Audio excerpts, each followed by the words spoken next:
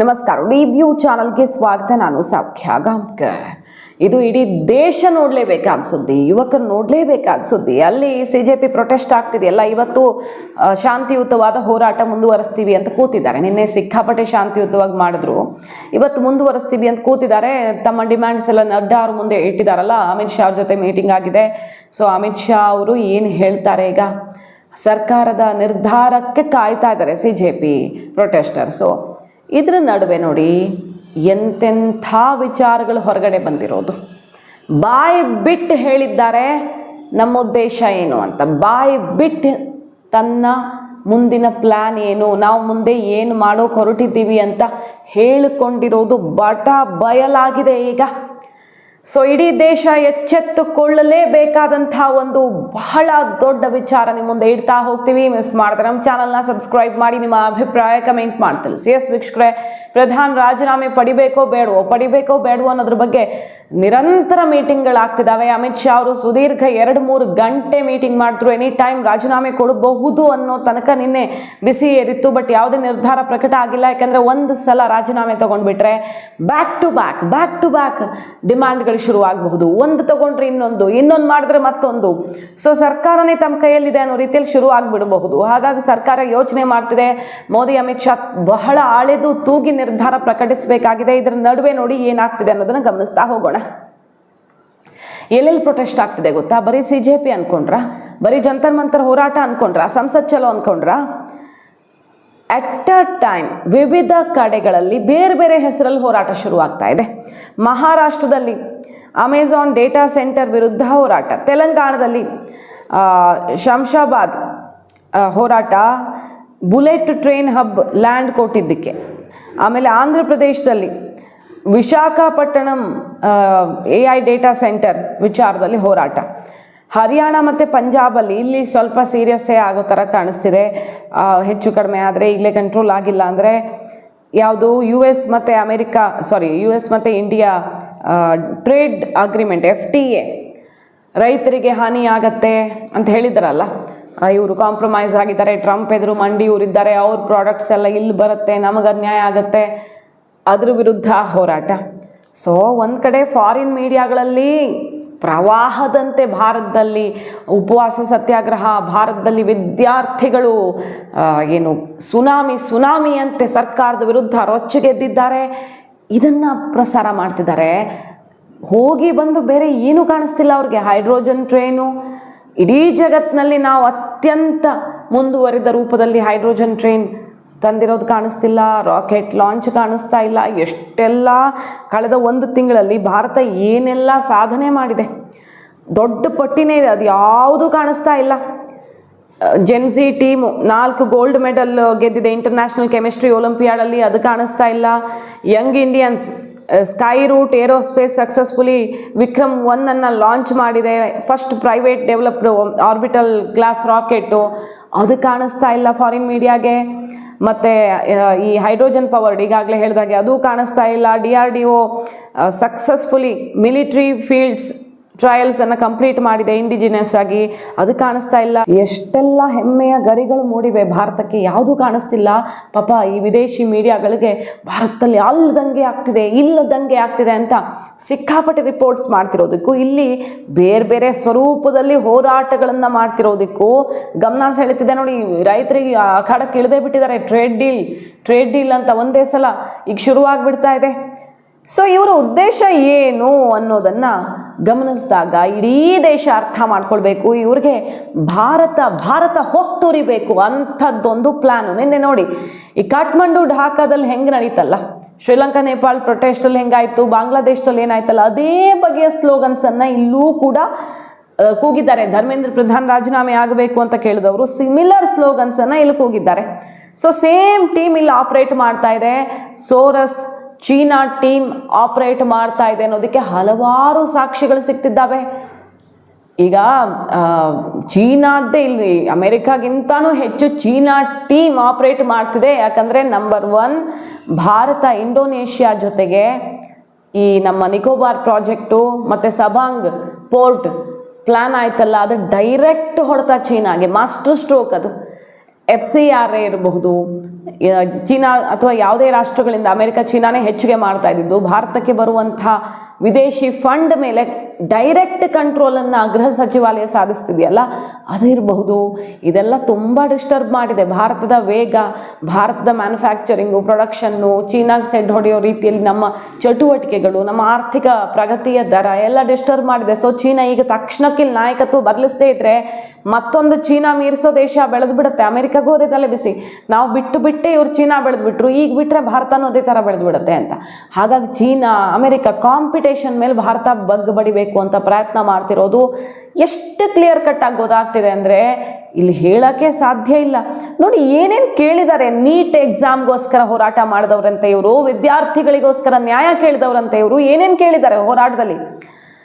V will finish parliament, we will beat the prime minister, ಆಜಾದಿ ಆಜಾದಿ, ಸೀತಾ ಕಾ ಪತಿ ನೀತಾ ಕಾ ಪತಿ, ಆ ಕಡೆಗೆ ಉಮರ್ ಖಾಲಿದ್ ಫ್ರೀ ಮಾಡಿ, ಆರ್ಟಿಕಲ್ 370 ಮರುಸ್ಥಾಪಿಸಿ, ಪ್ಯಾಲೆಸ್ತೇನ್ ಜಿಂದಾಬಾದ್. ಇವರೆಲ್ಲ ನೀಟ್ ಎಕ್ಸಾಮ್ ಪರವಾಗಿ ಬಂದಿರುವಂಥ ಬಹಳ ದೊಡ್ಡ ಸುಧಾರಕರು ಅನ್ನೋದು ಆಶ್ಚರ್ಯ. RSS ಬ್ಯಾನ್ ಬಗ್ಗೆ ಕೇಳ್ತಾರೆ, ಮತ್ತು ಈ ಕಾಶ್ಮೀರ ಫ್ರೀ ಮಾಡಿ ಅಂತ ಕೇಳ್ತಾರೆ, ಮೋದಿ ರೆಸಿಗ್ನೇಷನ್ ಪದೇ ಪದೇ ಸದ್ದು ಮಾಡ್ತಾರೆ, BJP ಫ್ಲ್ಯಾಗ್ ಹರಿದು ಹಾಕ್ತಾರೆ. FCRA ಲಾ, ಇದು ವೆರಿ ಇಂಟ್ರೆಸ್ಟಿಂಗ್. FCRA ವಿದೇಶಿ ಫಂಡ್ ಕಂಟ್ರೋಲ್ ಮಾಡುವಂತಹ NGOಗಳಿಗೆ ಬೇಕಾಬಿಟ್ಟಿಯಾಗಿ ವಿದೇಶದಿಂದ ಫಂಡ್ ಬರದಂತೆ ದೊಡ್ಡದೊಂದು ಮಾಸ್ಟರ್ ಸ್ಟ್ರೋಕ್ ಕೊಟ್ಟಿದ್ದಾರಲ್ಲ ಅಮಿತ್ ಶಾ, ಅದ್ರ ವಿರುದ್ಧ ಹೋರಾಟ ಮಾಡ್ತಾರೆ. ಯಾಕೆ ಬಂತಿದೆಲ್ಲ ನೀಟ್ ಎಕ್ಸಾಮ್ ವಿಚಾರದಲ್ಲಿ? ಈ ಹೋರಾಟದ ಹಿಂದಿನ ಅಸಲಿ ಚಿತ್ರಣ ನಿಮಗೆ ಸ್ಪಷ್ಟವಾಗಬೇಕು ಅಂದರೆ ಯೋಗೇಂದ್ರ ಯಾದವ್ ಮಾತನ್ನು ಕೇಳಿಸ್ಕೊಳ್ಳಿ. ಸ್ಪಷ್ಟವಾಗಿ ನಿಮಗೆ ಪಿಕ್ಚರೇ ಸಿಕ್ಕಿಬಿಡತ್ತೆ. ಇದು ಜಸ್ಟ್ ಫೌಂಡೇಶನ್ ಅಂತೆ, ಮುಂದೇನಾಗುತ್ತೆ ಭಾರತದಲ್ಲಿ ಅನ್ನೋದ್ರ ಫೌಂಡೇಶನ್ ಇದು. ಶಿಕ್ಷಣ ಸಚಿವರು, ಶಿಕ್ಷಣ ವ್ಯವಸ್ಥೆ ಅಂದರೆ ಈಗಾಗಿರೋ ನೀಟ್ ಎಕ್ಸಾಮ್ಗೆ ಮಾತ್ರ ಸೀಮಿತವಾಗಿರಲ್ಲ, ಇದು ಮುಂದುವರಿಬೇಕು. ಇದು ಬೇರೆ ಬೇರೆ ಬೇರೆ ಕ್ಷೇತ್ರಗಳಲ್ಲಿ ವಿಸ್ತರಿಸ್ಕೊಳ್ತಾ ಹೋಗಬೇಕು. ದೊಡ್ಡ ಮಟ್ಟದ ಆಂದೋಲನ ಇದು. ಮಾರ್ಚ್ ಆಗಿ ಉಳ್ಕೊಂಡಿಲ್ಲ, ಸಂಸತ್ ಚಲೋ ಆಗಿ ಉಳ್ಕೊಂಡಿಲ್ಲ, ಒಂದು ಪ್ರೊಟೆಸ್ಟ್ ಆಗಿ ಉಳ್ಕೊಂಡಿಲ್ಲ, ಜನಾಂದೋಲನವಾಗಿ ಬದಲಾಗಿದೆ. ಇದು ಒಂದೊಂದು ನಗರಕ್ಕೂ ಕೂಡ ವ್ಯಾಪಿಸ್ತಾ ಹೋಗಬೇಕು. ಇನ್ನು ಮುಂದೆ ಬರೀ ಜಂತರ್ ಮಂತರ್ ಡೆಲ್ಲಿಯಲ್ಲ, ಇಡೀ ದೇಶದ ಮೂಲೆ ಮೂಲೆ ಒಂದೊಂದು ನಗರದಲ್ಲೂ ನಡಿಬೇಕು. ವ್ಯವಸ್ಥೆಯನ್ನು ಕಿತ್ತೆಸಿಬೇಕು, ಆಡಳಿತದ ಪಕ್ಷವನ್ನು ಕಿತ್ತಾಕಬೇಕು.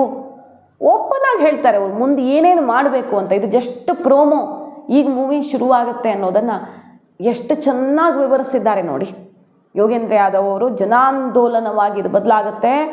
ನೆಕ್ಸ್ಟ್ ಏನೇನು ಪ್ಲ್ಯಾನು, ಇದು ಆರಂಭ, ಇನ್ನು ನೆಕ್ಸ್ಟ್ ಏನೇನು ದಂಗೆಗಳಾಗುತ್ತೆ ದೇಶದಲ್ಲಿ ಅನ್ನೋದನ್ನು ವಿವರಿಸ್ತಾ ಹೋಗ್ತಾರೆ ಅವರು. किसान आंदोलन ने किया था, एक करंट लगा दिया। सत्ताधीशों को ये बात आज समझ आ गई कि युवाओं से पंगा नहीं लेना, गुस्से में है, असंतोष में है, कुछ करना पड़ेगा, लेकिन अपने आप होगा नहीं। आपने आज सिर्फ फाउंडेशन डाली है, आंदोलन को आगे बढ़ाना होगा। एक बात तो तय है कि फ्यूचर में सरकार के इस ब्रूटैलिटी के बाद, जैसी मैंने तो देखी नहीं दिल्ली में कभी, इस बेशर्मी के बाद यह आंदोलन पीछे तो नहीं हट सकता। इसे अब और आगे बढ़ना होगा, और आगे बढ़ाने के लिए 3 चीज। पहला, मुद्दों का विस्तार करना होगा। अब ये केवल शिक्षा मंत्री नहीं, शिक्षा व्यवस्था और रोजगार व्यवस्था का सवाल होगा। सबको समान शिक्षा का अधिकार और हर हाथ को काम के अधिकार पे जाके टिकेगा। दूसरा, ये सिर्फ दिल्ली के जंतर मंतर नहीं, देश के हर शहर, हर जिले, हर गांव में इसका विस्तार होना होगा। और तीसरा, इसका फैसला सामूहिक और बड़े तरीके से होना होगा, क्योंकि अब ये एक प्रोटेस्ट नहीं बचा है, ये वो जन आंदोलन बन गया है जो ಸತ್ತಾ ಕಿ ಚೂಲ್ ಹಿಲಾ ದೇತಾ. ಯಾರ್ಯಾರು ಭಾಗವಹಿಸಿದ್ರು ಇದರಲ್ಲಿ ಅನ್ನೋದು ಒಂದು ಸಲ ನೋಡಿ ಈ ಸ್ಟೇಟ್ಮೆಂಟ್ ಕೇಳಿಸ್ಕೊಂಡ್ಬಿಟ್ರೆ. ಅಂಜಲಿ ಭಾರದ್ವಾಜ್ US ಸ್ಟೇಟ್ ಡಿಪಾರ್ಟ್ಮೆಂಟಿಂದ, ಅಮೆರಿಕಾ ಸ್ಟೇಟ್ ಡಿಪಾರ್ಟ್ಮೆಂಟಿಂದ ಅವಾರ್ಡಿ ಅವರು. Just like Shabana Azmi, British Christian NGO action aid 1000 ಕೋಟಿ ಬಂದಿದೆ ಅಂತೆ ಫಾರಿನ್ ಫಂಡಿಂಗ್ ಇವ್ರಿಗೆ.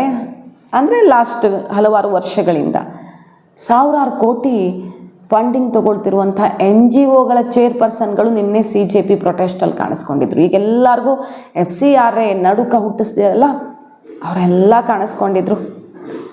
ಸೊ ಇವ್ರಿಗೆ ಏನು ಬೇಕು, ಏನಕ್ಕೆ ಬಂದಿದ್ದಾರೆ ಇವರು, ಸ್ಟೂಡೆಂಟ್ಸ್ ಇಲ್ಲಿ ಬಂದವರು, ಹೇಗೆ ರೈತರ ಕೃಷಿ ಕಾಯ್ದೆ ಹೋರಾಟದಲ್ಲಿ ಭಾಗವಹಿಸಿದವರಲ್ಲಿ ಬಹುಪಾಲು ರೈತರಾಗಿರ್ಲಿಲ್ವೋ, ಹಾಗೆ CJP ಪ್ರೊಟೆಸ್ಟಲ್ಲಿ ಭಾಗವಹಿಸಿದ ಬಹುಪಾಲು ಅಲ್ಲಿ ಸ್ಟೂಡೆಂಟ್ಸ್ ಆಗಿರಲಿಲ್ಲ.